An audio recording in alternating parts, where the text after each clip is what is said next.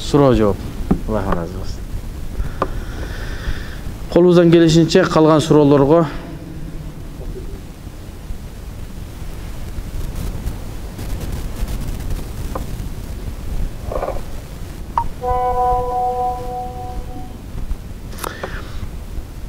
алкогол, тамеки, насвай саткан магазиндерден соода кылса болобу? Эгер адал нерселерди сатып алса дейт. Биз айтат элек ошол алкогол сатылган жерден, тамеки саткан жерден, насвай саткан жерлерден албаганыбыз такыбалык жагынан, шарият жагынан аны сатып албайсың, башка нерсени сатып ала бересиң. Себеби супермаркетке кирдиңиз азыр. Бардык нерсе бар. Супермаркетке кире албай калабызбы? Жок, мен такыбалык үчүн десеңиз, анда бир дагы камок калбай калышы мүмкүн да, сиз сатып ала турган. Ошого эмне кылабыз?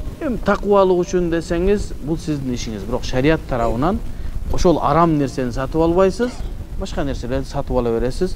Себеби биз ушуга муктажбыз. Азыр Фрунзеге кир, Народныйга кир, Глобуска кир, бардык нерсе бар да. Ал жерден барып мен шорону кантип сатып ала албай калам?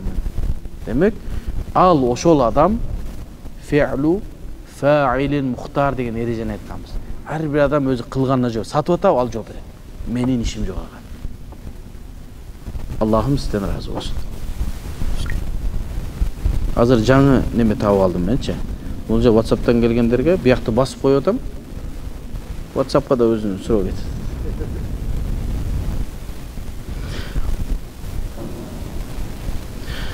Ассаламу алейкум устаз. Мен дарат алган соң бир аз тамчы зара чыгып кала берет. Кайра дарат алышым керекпи? Аллах разы болсун. Истибра дейт биздин шариятыбызда бул нерсени. Зара кылгандан кийин көбүнчө биз эркектерде ушул нерсе көп болот. Себеби эмне?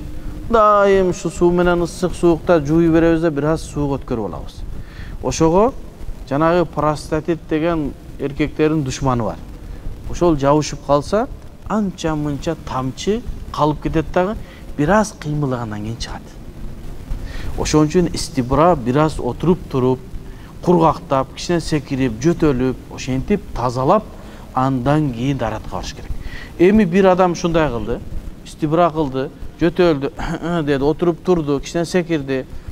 Анан бир айтышты эле, бардыгы эле мечиттин даратканасында секире берип, неме жана балат не кафелдери сындырып деди. Мен анчалык даражада эмес, мында кичине неме кылсам. Ошентип колубуздан келишинче кылабыз дагы, анан дарат алабыз. Дарат алгандан кийин сезилип чыкты, даратыңыз бузду. Эгерде мүчөнүн башынан чыкса, мүчөнүн башынан көрүнсө эле болду. Не болот? Дарат бузулат, кайра дарат алышыңыз милдеттүү болот. Аллаху алам.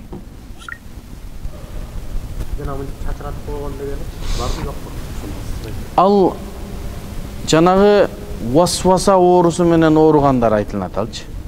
Дарат алып бүтүп туре, менен зара чыгып кеткендей болду, же кантип не болду деп ушундай бир оорулар бар экен. Ошолорго эмне? Дарат алып жанагындай бардык амалдарды аткарып, секирип, башкасын кылгандан кийин кургактап туруп, сээп койсун, суунда сээп койсун, баягы шубканы кетириш үчүн дейт. Себеби ага шайтан илешип алганда ошол ар нерсени айта берет, ошон үчүн.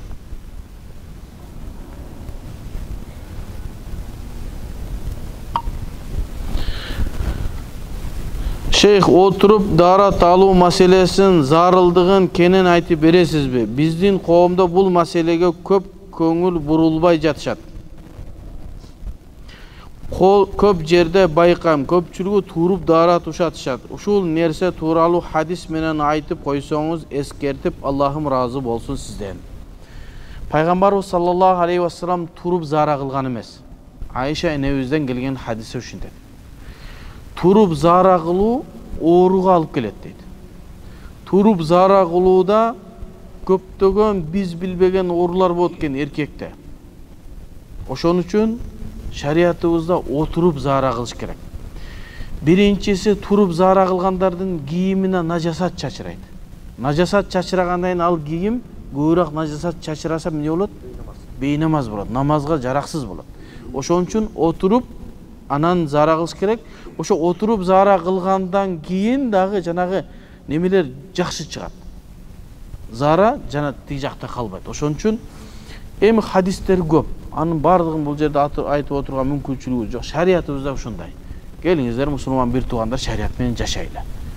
Жанагы динсиздерге, шариятты билбегендерге окшоп анан аэропорттордо бир жерде көрөсүң, туруп алып эле кетип калышат да, жарымы тишимин ичине кирип же кагазды. Биз мусулмандар тазабыз. Таза адамдар тазалыкты жакшы көрөт. Эмне себептен Куба элине Аллах Тааланын аяты түштү. Алар эмне? Истинжа кылганда суу менен жуушканда алар тазалыкты жакшы көрүшөт деп аят түштү Куба элинин немелерине, адамдарга. Себеби алар жууп тазалашат эле. Анан ошол отуруп заара кылган бул шариятыбызга ылайык нерсе. Устаз, Аллах сизден эки дүйнө разы болсун дейт. Аллахым разы болсун. Суроо: Казакстандын аалымдары тамеки нас арам деп фатва чыгарды. Bir жерден фатва чыкса башка жак баш ийиш керек дейт. Ошондо арам болдубу? Бул нерселерден алысмын, Аллахка шүгүр дейт. Казакстандын аалымдары, устаздар эгерде фатва чыгарган болсо,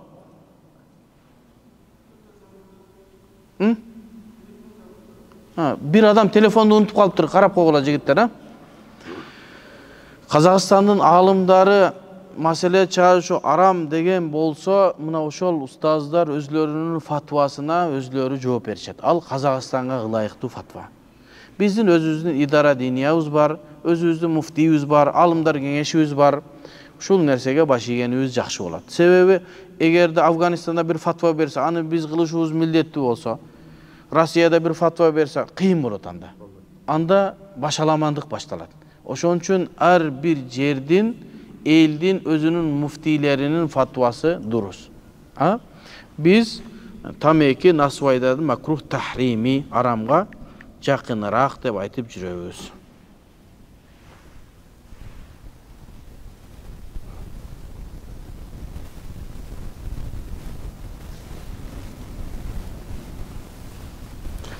Устаз, бирөөнүн сүрөтүнө Фатиханы 7 жолу окуп таасир кылса болобу? Менден көңүлү калып калгандай же?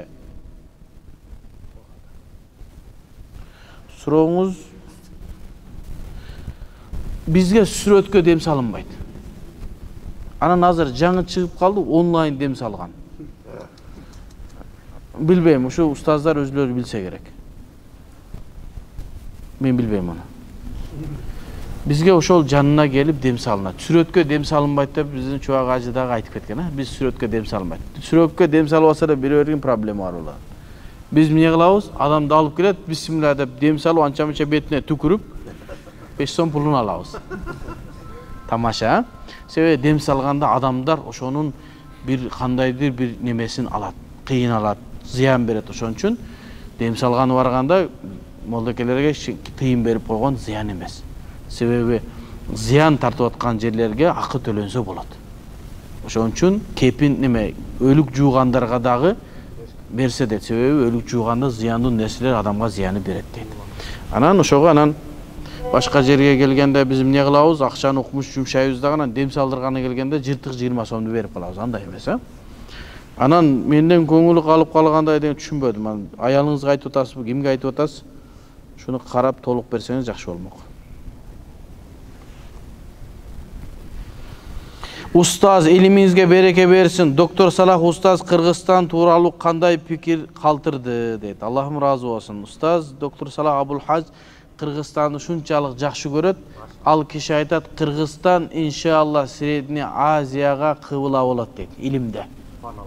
Себеби илим өнүгүп, мамлекетибиз тарабынан ушундай бир жакшы шарттар түзүлүп, кайсы каалаган адам өзүнүн сабагын берип, аалымдарыбыз көбөйүп, медреселер көбөйүп, мечиттер ачылып, исламга болгон эркиндик бизди ушул нерсеге жеткизип атат. Бирок эркиндиктин дагы чеги бар. Жери эң болсо доңуз дөөгө чыгат деген кыргыздын макалы бар. Жери эң калса, анда тартип болушу керек. Иншалла азыр аалымдар кеңеши, муфтият иншалла ошол тартипке келтирип атышат. Аллахым Алладан разы болсун. Доктор Салахтын пикири өтө жакшы. Кыргызстанга ошол иштегиле, сабак бергиле, элдерге жеткизгиле, аманат силердин моюңарда, укташ силерге азырынча макрух тахрими деп атат. Уктабагыла. Иншалла кыргыз элибизде береке бар иншалла. Эли иманды, илимди сүйгөн эл. Ар бир ишин шариатка туура келеби экен деп сурайт. Демек, бул элде иншалла эмне береке бар иншалла. Ал киши менен бир пайдаланабыз дедик. Бирок жанагы конференцияга келип, ошо конференцияда убакыт болбогондуктан мүмкүнчүлүк бербеди бизге. Аллахым разы болсун.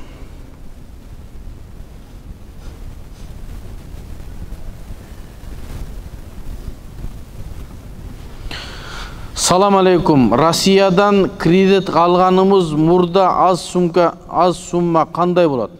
Алганбыз мурда аз сумма кандай болот? Коркутуу максатында талактасам эмне болот деди? Эки суроо экен.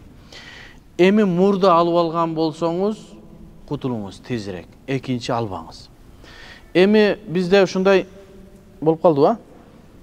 Суроону бүтүрүп коелу, караке анан неме кыласыз? Азандан кийин дагы суроого жооп берип коелу. Негизи биздин китептерде жанагы 5-кылымдан 9-кылымга жайынки жазылган этиматка алынган китептерде эмне деген? Риба, сүткорлук, ахлил харб, биз согушуп аткан капырлардын ортосунда сүткорлук жок деген маселе бар. Бул боюнча хадис дагы бар. Ошондон бизде ошол мезгил ушундай да фатва берилген. Сүткорлук байна ахлил харб. Биз согушуп аткан капырлар менен сүткорлук жок. $1 $2,5 сатсаң боло берет деген сөз. Ошондон улам биздин устазыбыз Шейх Аллама Шейх Чубак фатва берилгени бар эле. Бирок азыр заман өзгөрдү. Чоң алымдар Шейх Мустафа Зарка, Шейх Тaqi Усмани, Шейх Салах Абул Хаждар азыркы мезгилде капыр өлкөлөрүнөн деле кредит алган дурус эмес деп айтат. Эмне себептен ошол мезгилде риба жок, сүткорлук жок деп айтылган десе, себеби биз ал капырлар менен согушуп атабыз.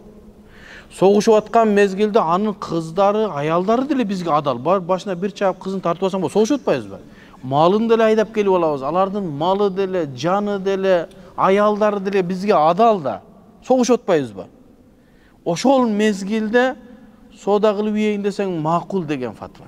Себеби анын малы өзү адал болуп аткан болсо анан аны $1 $2 сатсаң жөн эле болот деген мааниде айтылган. Азыр эми биз капыр мамлекеттеринде андай нерсе жок да. Ошого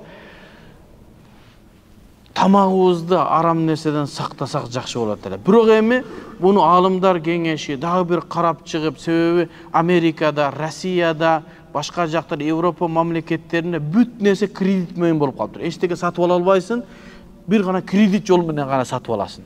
Башка сатып ала албайсың. Сатып алам десең кымбат, миллион. Аны топтоп, анан үй сатып алам дегенче өлөсүң. Акчаң жетпейт. Эми ушуга алымдар кеңеши бир өзлөрүнүн пикирин айтар. Мен расмий болбогондуктан бул нерсеге кол салып айта албаймын. Себеби бул эмне? Чоң глобалдуу маселе. Мүмкүн алымдар кеңешинде бир пикирлерин айтышар. Wallahu a'lam. Экинчиси коркутуу иретинде талак айтса. Бизде талак маселеси тамашалап айтсаң да, чындап айтсаң да талак түшөт. Коркутуу иретинде талак айтпаш керек. Талак түшүп калат. Коркутуу иретинде бар кет жашабайм десеңиз болот. Ниетиңизде талакты ниет кылбасаңыз бул киная талак болот дагы. Киная талак кет, жогол, бар үйүңө кет деген сөздөр талакка да башка нерсеге да айтылат да. Буну киная талак дейт. Буга ниетке каралат. Эгер ниетиңде талак болсо талак түшөт. Анан ниетиңизде талак жок, бал кет сен менен жашабайм деп коркутсаң, мүмкүн, бирок талак менен ойнобош керек. Ачык эле айтыш керек. Кыйшаңдасаң талагыңды берип коюшу мүмкүн, этият бол депчи. Ошон үчүн талак менен ойнобош керек. Аллаху алам бис-саваб. Азанды айта бериңиз, таксир.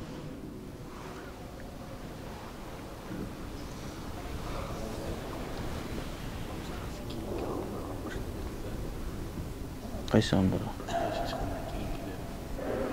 5 чыгымда 7 5-ден 9-га 8-ге чейинкинин ичинде да. Allahu Ekber, Allahu Ekber, Allahu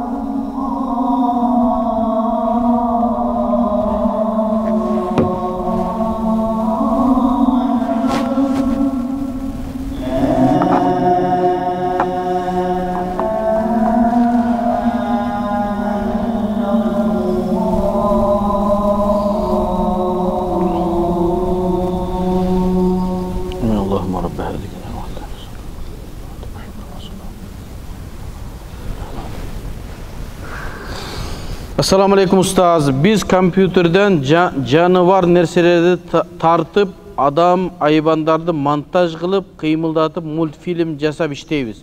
Ökümü kандай bolup kalat Allah ömrünüzge bereke versin dedi. Bul boyunca burada aytkanbız. Egerde baldardın akıl sezimin önüktürүү maksatında faydalı multfilmlerdi tartkan bolsa, аны kol menen tartsa dagı компьютер менен тартса дагы уруксат дегенбиз. Жанагы жаш балдарга кукла оюнчуктарды ойносо болот дегендей.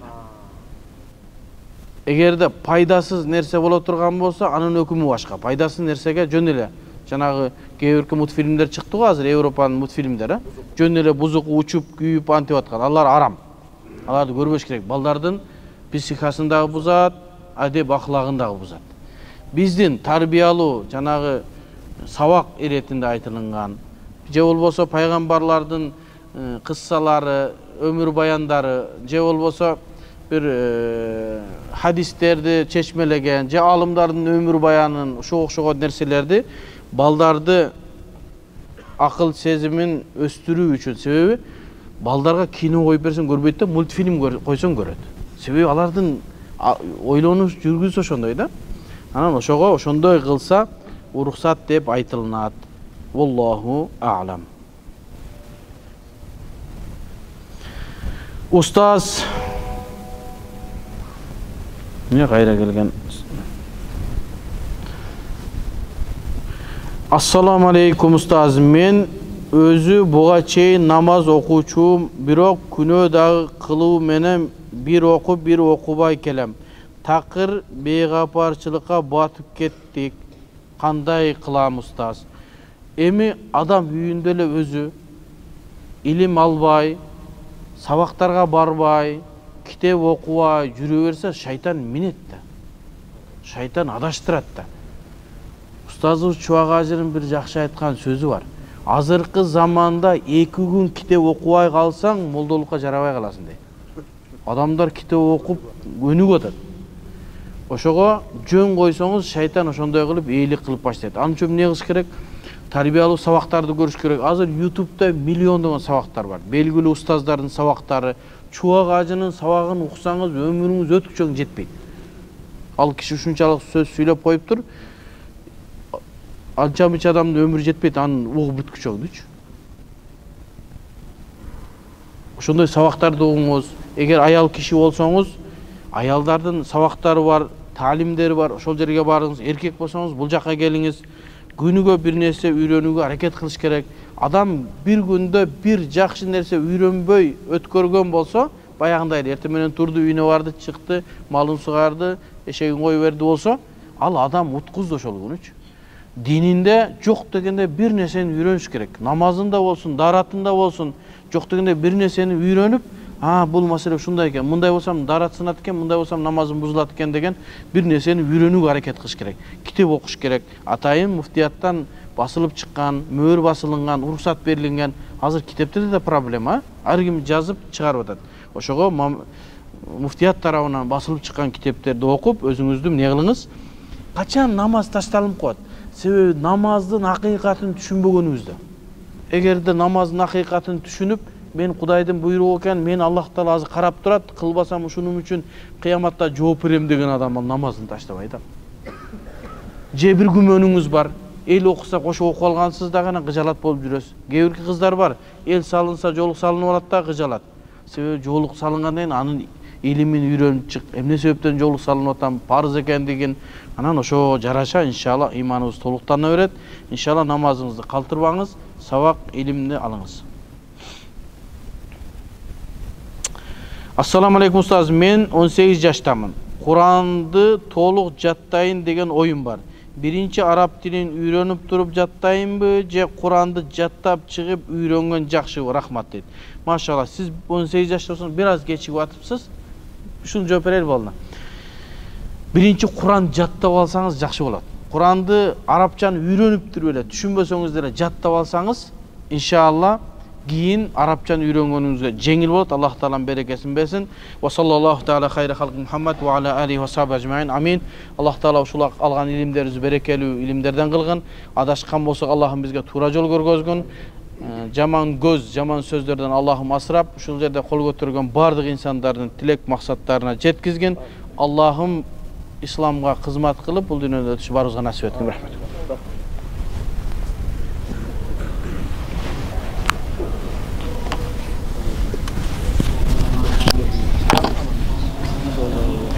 Жылдырып коелу, анан кийин неме кылабыз?